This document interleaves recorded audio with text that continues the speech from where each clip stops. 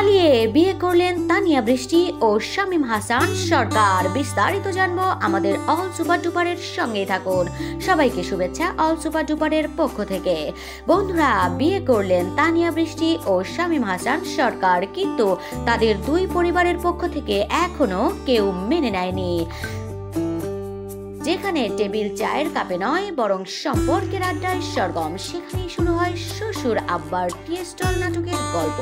পারিবারিক ঝগড়া, সামাজিক টানাপোড়েন ও হাস্যরসের মজায় ভরপুর এই নাটকটি কালবেলা ড্রামা চ্যানেলে প্রকাশিত হয়েছে।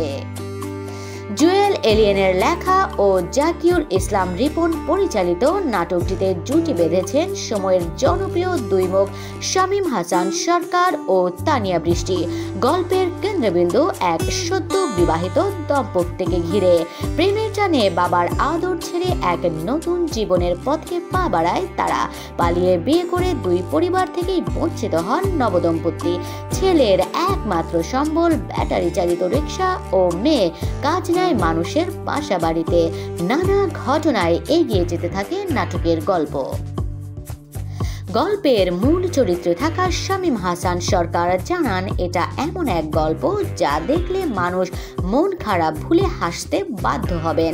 সঙ্গে সামাজিক বার্তাও রয়েছে। আশা করি দর্শকরা নাটকটি পছন্দ করবেন। শুটিং সেটে কাজের সময় ইউনিটের সবাই বেশ এসেছিল, দর্শকরাও না হেসে পারবেন না।